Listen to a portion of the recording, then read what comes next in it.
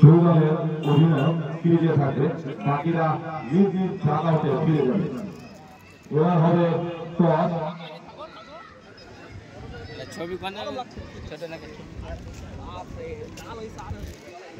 টসটা হয়ে যাবে।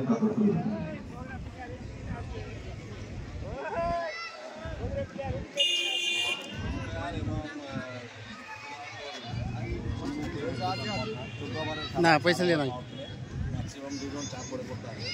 আর যেটা যেরকম কালকে একটা ছোট্ট একটা ঘটনা বড় প্রায় ধারণা হয়ে যেত, মানে ওটা হ্যাঁ ছিলাতে পেরেছি।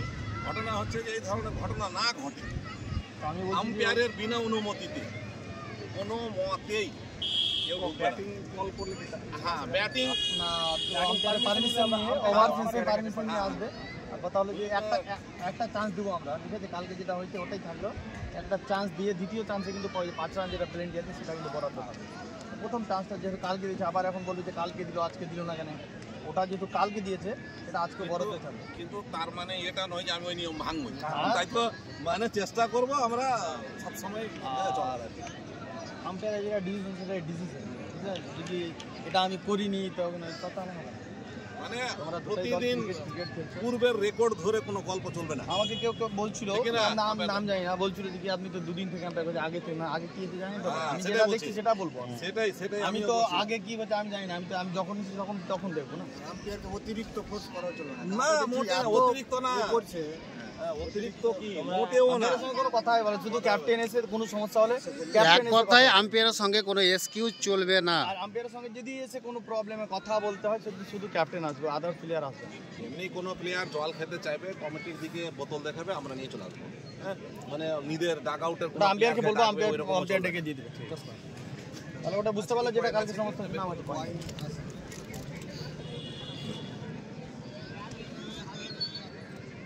হেড অশোক, এটা টেল নম্বর।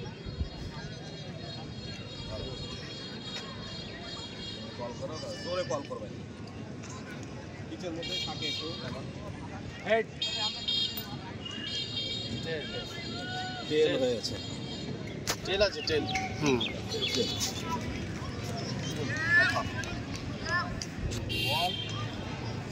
জেম কিছু বল না, কিছু বলা ওই যে রবিবারের নাইট রাইডার টসে জিতেছে। আমরা জেনে নেব জিএম এর কাছ থেকে টসে জিতে প্রথমে কি করবে। বল ফার্স্ট, অর্থাৎ প্রথমে বল করবে। কেন আজকে প্রথমে একটা গুরুত্বপূর্ণ ম্যাচে বল করার সিদ্ধান্ত কেন নেওয়া হলো? রেডি হয়েছিল ব্যাটে। বল বল বল বল রে, কিছু বল বলে দাও না যে আমরা চেস করব বা ডিফেন্স।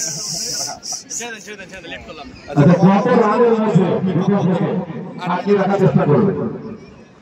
যেহেতু 14 ওভারের খেলা, আমরা আশা করব যে 2 রানের নিচে আটকে রাখার চেষ্টা করব। গত ম্যাচ এবং এই ম্যাচের মধ্যে টিমের কোনো পরিবর্তন হয়েছে? পরিবর্তন একজন হয়েছে, সে হচ্ছে সাফারুদ্দিন, তার পরিবর্তন হচ্ছে মুস্তাফিজুর রহমান।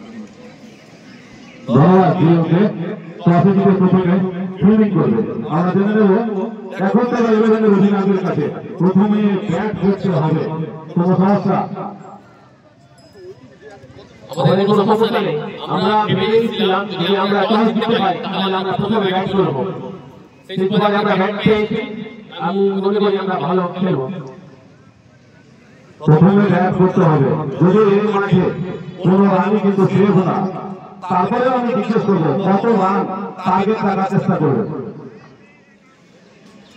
ছোট মাঠ রান সেভ না, বাট আমরা আমাদের বোলিং এবং ফিল্ডিংয়ের মাধ্যমে আমরা একটা ভালো এফর্ট দেব, যাতে আমরা যা রান করি সেই রানের মধ্যে আমরা বিপক্ষকে আটকে দিতে পারি এবং আমরা জয় সুনিশ্চিত করতে পারি। গত ম্যাচ এবং এই ম্যাচের মধ্যে টিমে কিছু পরিবর্তন কি এসছে? আমাদের একটা চেঞ্জ হয়েছে, ফিরোজের জায়গায় ইন হয়েছে। ধন্যবাদ নাসরাতকে, ধন্যবাদ। টসে জিতেছে নবীনগর নাইট রাইডার্স। প্রথমে ফিল্ডিং করার সিদ্ধান্ত নিয়েছে। অতএব 11কে ব্যাট করতে হবে। আজকের খেলা 16 বলের খেলা, 4 ওভার পাওয়ার প্লে থাকছে এবং আজকে আম্পায়ার বাইরের অতিথি আম্পায়ার